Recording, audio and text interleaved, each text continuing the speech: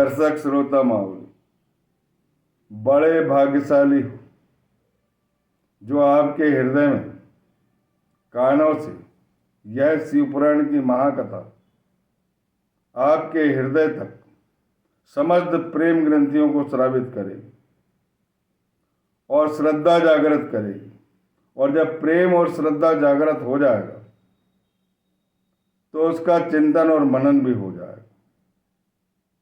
पिछली कथाओं में हमने प्रथम भाग में शिवपुराण का महत्व जाना, द्वितीय भाग में विद्येश्वर संहिता के बारे में जाना। पहले 12 संहिताएं थी और श्लोक कैसे कम हुए और 7 संहिताएं ही रह गई, इस संबंध में आपने कथा में सुना। और इसके बाद श्रवण कीर्तन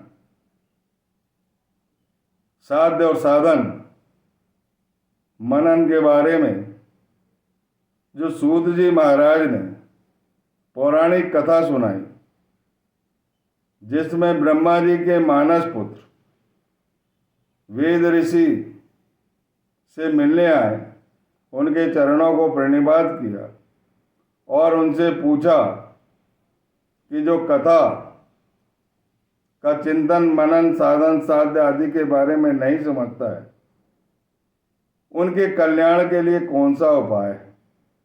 वही उपाय यहाँ पर साध्य और साधन के रूप में प्रस्तुत किया जा रहा है।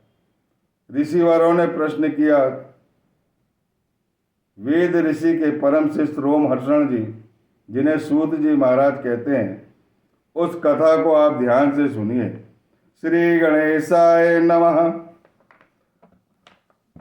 श्री साम्य सदा शिव मामेश्वर भगवान भोलेनाथ की जय। भगवान शिव के लिंग एवं साकार विग्रह की पूजा के रहस्य तथा महत्व का वर्णन सूत जी महाराज कहते हैं। हे शौनक ऋषि, जो श्रवण कीर्तन मनन इन तीनों साधनों के अनुष्ठान में समर्थ न हो, वह भगवान शंकर के लिंग एवं मूर्ति की स्थापना करके नित्य उसकी पूजा करे तो संसार सागर से पार हो सकता है, इस भावबंधन से छूट सकता है। वह वंचना तथा छल आदि न करते हुए अपनी शक्ति के अनुसार धन राशि ले जाए और उसे शिवलिंग अथवा शिव मूर्ति की सेवा के लिए अर्पित कर दे। साथ ही निरंतर उस लिंग और मूर्ति की पूजा भी करे।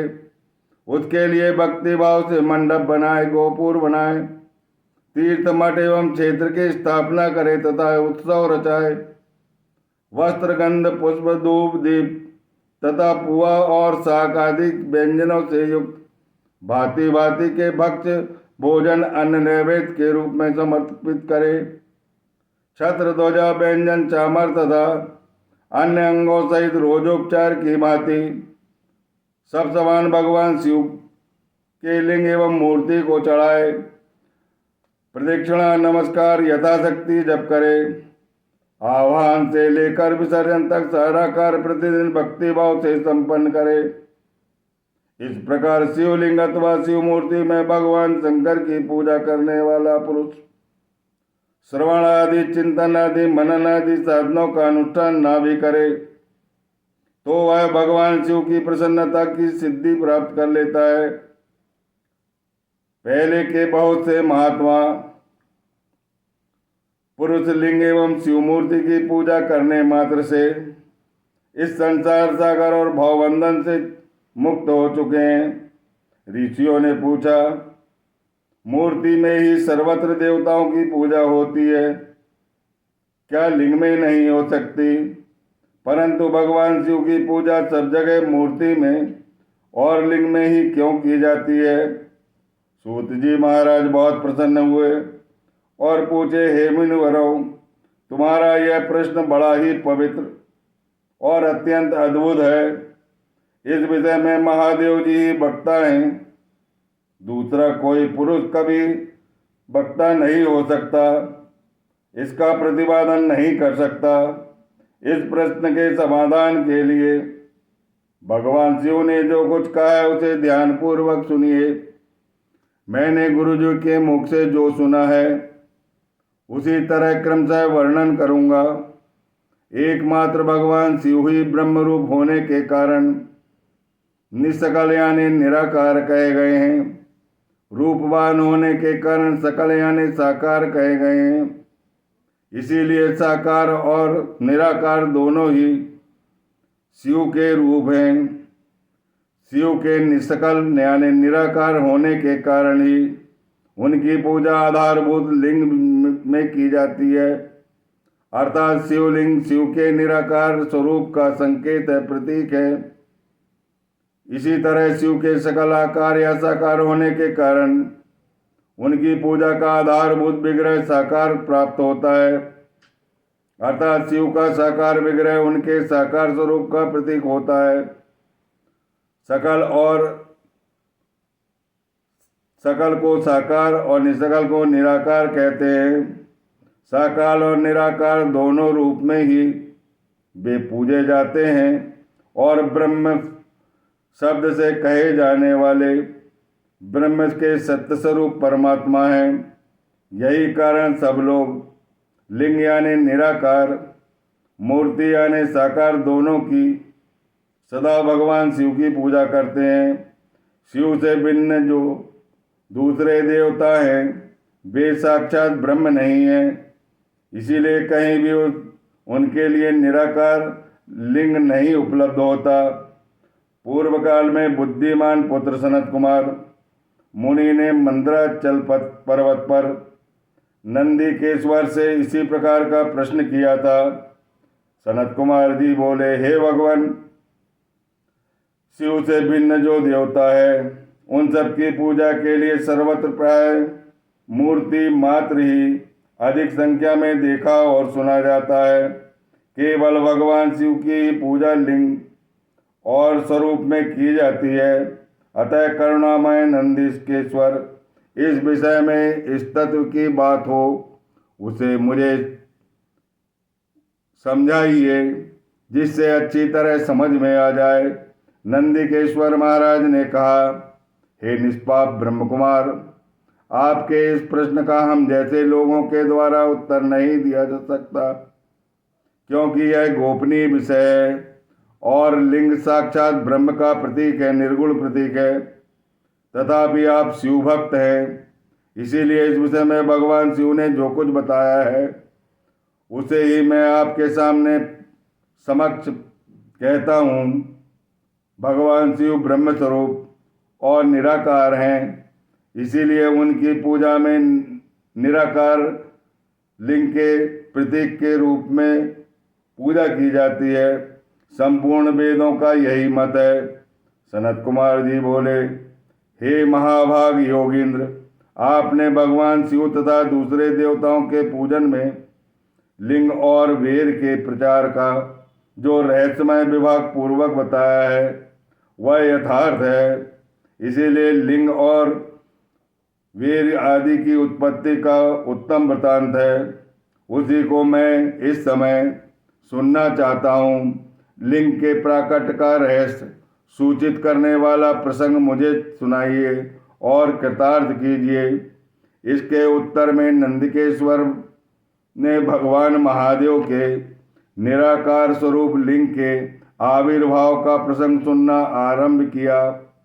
उन्होंने ब्रह्मा तथा विष्णु के विवाद, देवताओं की व्याकुलता एवं चिंता, देवताओं के दिव्य कैलाश शिखर पर गमन, उनके द्वारा चंद्रशेखर महादेव का स्तवन, देवताओं से प्रेरित हुए महादेव जी का ब्रह्मा और विष्णु के विवाद स्थल पर आगमन तथा दोनों के बीच में निराकार और आकार अंतर रहित भीषण अग्नि स्तंभ के रूप में उनका आविर्भाव आदि प्रसंग की कथा कही।